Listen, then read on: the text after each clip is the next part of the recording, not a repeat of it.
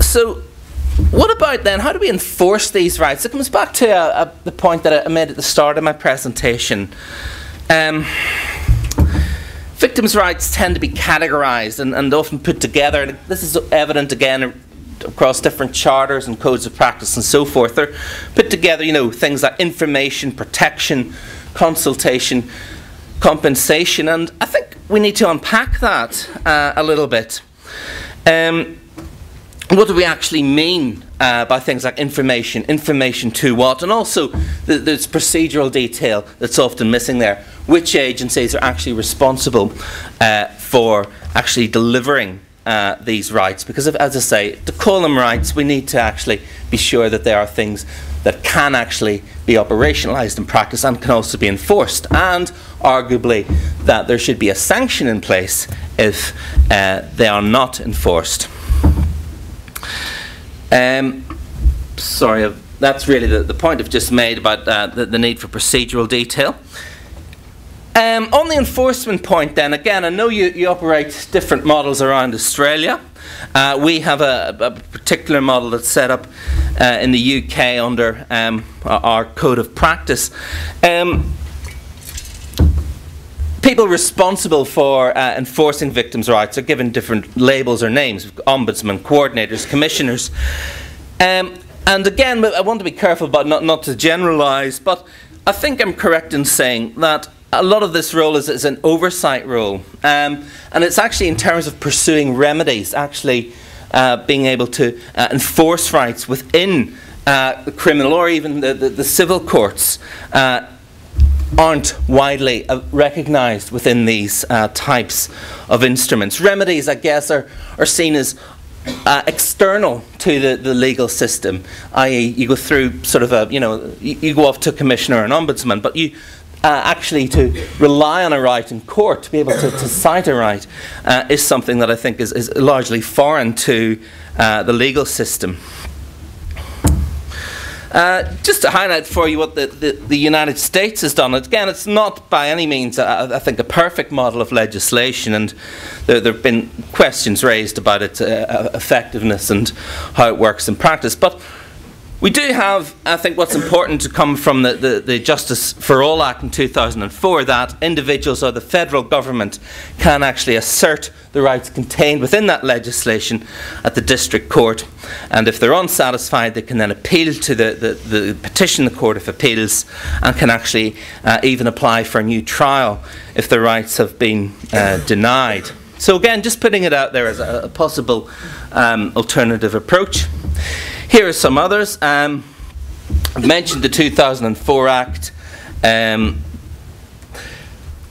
What about through existing human rights legislation? I spoke about this in Canberra a few days ago, but I think it's important that we recognise that human rights aren't just about the rights of the accused, aren't just about the rights of the defence, and that human rights for victims are real, they are recognised on the international platform, and things in particular, like the right to privacy, for example, are missing, I think, from a lot of legal and judicial discourse. That's not necessarily an easy thing to change, because we've got a long history of lawyers arguing for fair trial rights, due process rights in courts. But I think victims' rights, as Matthew Hall has argued again, tend to be regarded as something that are exceptional or abnormal. And Hall argues, and I think he's correct in saying, that victims' rights need to be normalised, need to sort of stop being regarded as unusual or exceptional within the criminal justice system. So arguably, for that what we need, I've put in the slide, changes in judicial culture.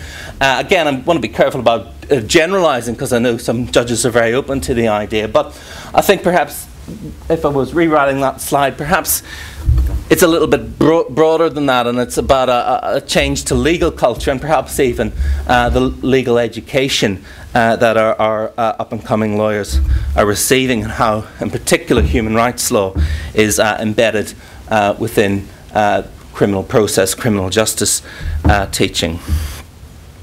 So to finish off then, I would suggest that we have 6 challenges that need to be worked on if we're to realise victims' rights within the system. First of all, we need to clarify what we're actually talking about. We need to clarify the scope and the parameters of victims' rights as I say, as a form of human rights that can actually be enforced. So things like, particularly looking at things like the right to privacy.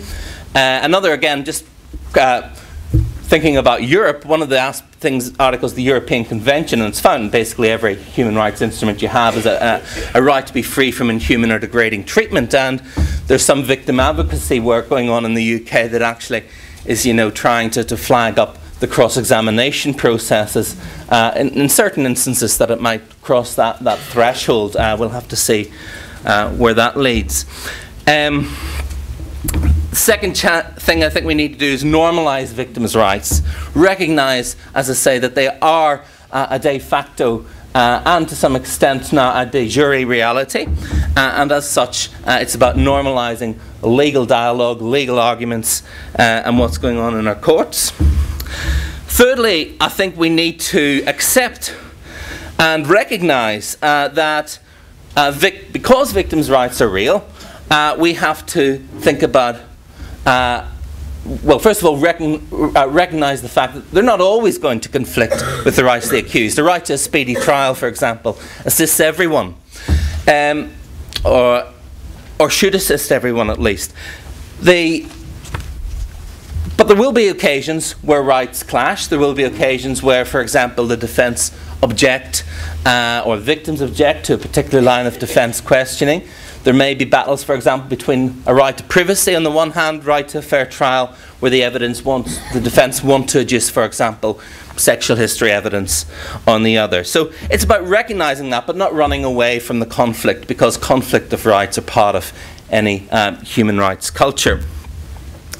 I think we need to manage victims' expectations in relations about rights, particularly with regard to participation, and that's what relates to what I said earlier about clarifying the objectives of things like victim impact statements, because I think particularly those of you who are working in preparing and supporting victims in the criminal justice system, I think research tells us that preparation is key, preparation is everything, and it's about managing expectations, saying, right, this is the purpose of you being able to do whatever. This is the purpose of you being able to do that. This is what it can and cannot result in. So it's about, I think, being and delivering a realistic and managing realistic expectations on the part of victims. And that point, I guess, really relates to what I've just said, that the criminal justice system can't undo victimization. Nothing can undo the effects of the crime. The crime has happened, the harm has happened, and the hurt experienced by victim is real. So it can't be undone. And the criminal justice system, no matter how we try to reform it or revitalise it, even if we did everything that victims advocacy groups wanted us to do, it can never be a substitute for therapy. It's never going to be a therapy room. It's about resolving often the question of guilt or imposing the sentence on the accused. That said, that's not as a process of the state, as a public process. The state, of course, should be alert to the fact that the potential for secondary victimization for further harm is real, and as such should take steps to manage and reduce the risk of secondary victimization and of further harm by the process. And I guess my last point is really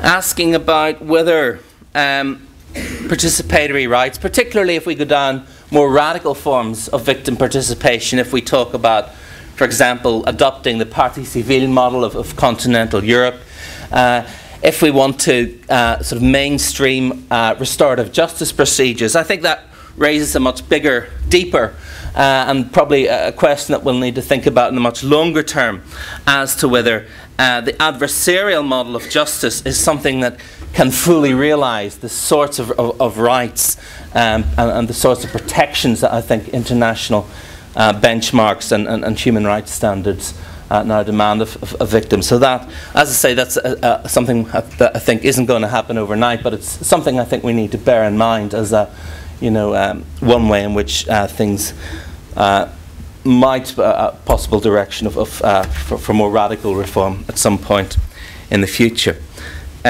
Well, that's all I have to say. Thank you very much.